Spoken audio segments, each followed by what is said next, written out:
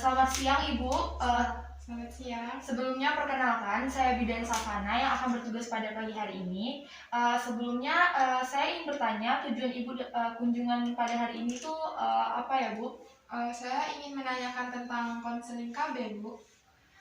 Untuk itu apa Ibu sudah memiliki pengetahuan dan pengalaman dalam mengenai KB Bu?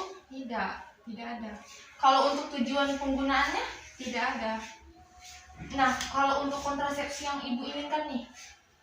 Saya pengennya suntik yang 3 bulan itu, Bu. Oke, baik. Sebelumnya di sini saya akan menjelaskan beberapa uraian mengenai jenis-jenis pada KB. Nah, yang pertama itu ada metode KB yang alamiah itu seperti MAL, ada metode lendir cervix, sistem kalender, metode suhu basal, metode simptom termal, dan senggama terputus. Nah, sedangkan untuk metode barir itu seperti ada kondom, diafragma, dan spermicida. Selanjutnya ada kontrasepsi kombinasi, itu seperti pil kombinasi, suntikan kombinasi, cincin vagina, dan koyo kombinasi. Dan ada kontrasepsi progestin, itu seperti suntikan progestin, pil progestin atau mini pil, implan, dan AKDR LNG.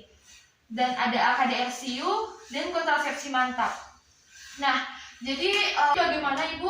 Ibu tetap pada keputusan awal Ibu atau Ibu ingin mengubah KB yang lainnya? Enggak lah, Bu, saya tetap suntik 3 bulan aja. Baik, kontrasepsi yang Ibu pilih berarti adalah suntikan progestin. Nah, untuk suntikan progestin itu sebelumnya saya akan menunjukkan jenis kontrasepsi yang sudah Ibu pilih. Nah, contohnya seperti ini. Nah, cara kerjanya pada suntikan progestin ini adalah yang pertama untuk menekan ovulasi. Yang kedua, mengentalkan lendir serviks sehingga menurunkan kemampuan penetrasi sperma. Selanjutnya untuk menjadikan selaput lendir rahim tipis dan menjadi atrofi dan menghambat transformasi gamet oleh tuba. Nah, apa sih keuntungan dan kerugian pada untuk suntik progestin ini? Nah, untuk kontrasepsi suntik ini adalah kontrasepsi sementara yang paling baik. Nah, dengan angka kegagalan kurang dari 0,1% per tahun. Dan suntikan KB ini nggak pernah mengganggu kelancaran air susu ibu. Kecuali Silofem, suntik KB mungkin dapat melindungi ibu dari anemia atau kurang darah. Dan memberi perlindungan terhadap radang panggul dan untuk pengobatan kanker bagian dalam rahim. Nah, untuk kontrasepsi suntik memiliki resiko kesehatan yang sangat kecil, itu nggak berpengaruh pada hubungan suami istri nanti. Dan kontrasepsi ini juga nggak menimbulkan ketergantungan, hanya saja untuk ibu itu harus rutin kontrol setiap 1, 2, atau 3 bulan lagi gitu.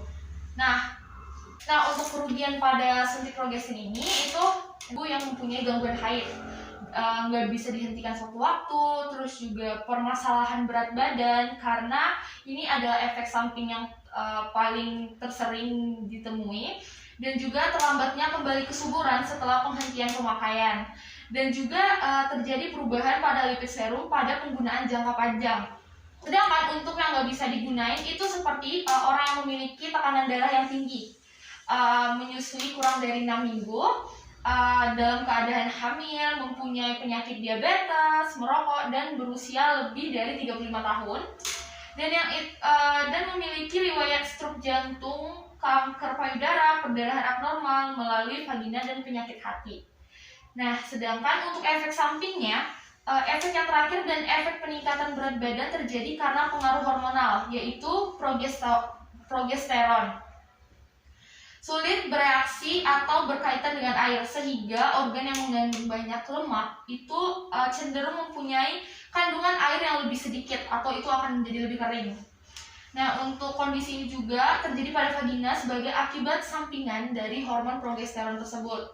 Nah, vagina itu kan menjadi kering sehingga merasakan sakit atau dispareunia saat melakukan hubungan seksual. Dan jika kondisi ini itu berlangsung lama akan menimbulkan penurunan gairah. Nah, sedangkan untuk cara penggunaannya itu progestin ini kan merupakan kontrasepsi hormonal yang diberikan melalui suntikan ke dalam otot. Untuk dokter atau perawat atau bidan yang menyuntikkan obat ke lengan bagian atas, paha, bawah perut, dan bagian tubuh lainnya, Biasanya suntikan dapat diberikan sekali dalam seminggu atau sesuai yang dianjurkan sama dokter atau bidan yang ibu datangi. Nah, untuk penjelasan tadi, apakah ada yang ingin ibu tanyakan? Tidak ada. Baik. Nah, sebelumnya saya ingin menanyakan sesuatu kepada ibu. Untuk itu, apakah ibu mempunyai bayi yang kurang dari 6 bulan? Tidak ada. Oke. Apakah ibu sudah melakukan hubungan seksual sejak haid terakhir atau setelah bersalin? Tidak.